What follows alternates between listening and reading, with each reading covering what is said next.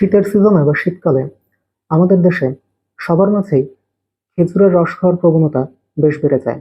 আমাদের জানা থাকা দরকার যে খেজুরের রস থেকে একটি ভয়াবহ এবং মারাত্মক ভাইরাস ঘটিত রোগ আমাদের মাঝে সংক্রমিত হতে পারে। একে বলা হয় নিপা ভাইরাস। নিপা ভাইরাস প্রথম শনাক্ত হয় 1998-99 সালে মালয়েশিয়াতে। নিপা ভাইরাস নামটাও আসছে আসলে ওইখান থেকেই। মালয়েশিয়ার একটা গ্রামের নাম নিপা, সেখান থেকেই প্রথম এই ভাইরাসটা সংক্রমিত হয় বা প্রথম আহ, সন্ধান পাওয়া যায়।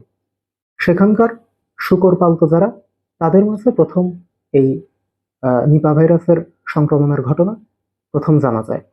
বাংলাদেশে 2001 সালে সর্বপ্রথম নিপা ভাইরাস সংক্রমণের তথ্য পাওয়া যায়। 2001 থেকে 2024 সাল পর্যন্ত 343 জন কনফার্ম নিপা ভাইরাসে আক্রান্ত। এর মাঝে 245 জন মৃত্যুবরণ করছেন। তার মানে ফ্যাটালিটি রেট বা ডেথ রেট বা মৃত্যুহার দাঁড়ায় প্রায় 71%। কিভাবে নিপা ভাইরাসটা সংক্রমিত হয়? নিপা ভাইরাসটা 3 ভাবে সংক্রমিত হতে পারে। এখন সবচেয়ে কমন যেটা দেখা যায় সেটা হচ্ছে যে বাদুড় থেকে সংক্রমিত হয়। থার্ড যেটা, সেটা হচ্ছে যে ম্যান টু ম্যান, মানুষ থেকে মানুষও সংক্রমিত হতে পারে।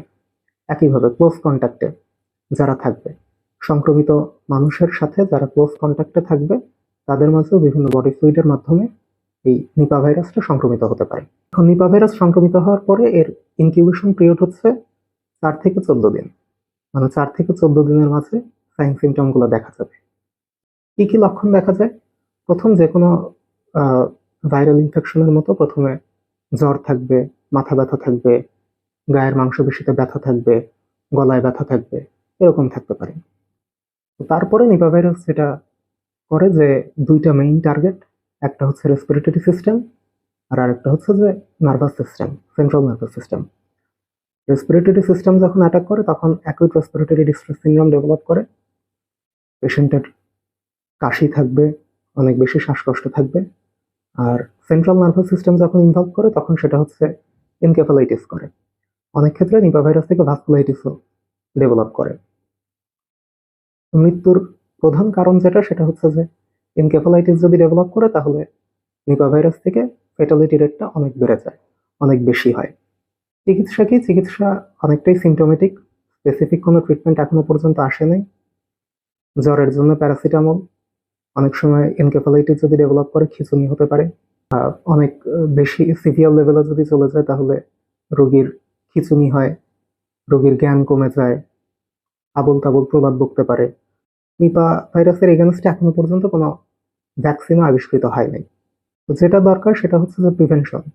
যেহেতু কোনো ভ্যাকসিন নাই, সেরকম কোনো চিকিৎসা নাই, আমাদের প্রথম যেটা দরকার সেটা হচ্ছে যে প্রিভেন্ট করতে হবে।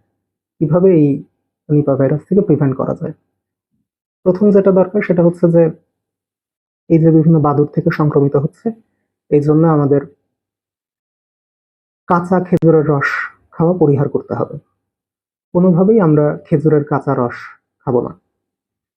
তবে খেজুরের রস অনেক সময় ফুটিয়ে খাওয়া সম্ভব, যদি বয়েল করে তারপর কেউ খায়, অথবা কেউ যদি খেজুরের রস থেকে যে গুড় তৈরি হয় সেটা খাওয়া নিরাপদ, সেটা খাওয়া যাবে, এতে কোনো সমস্যা নেই।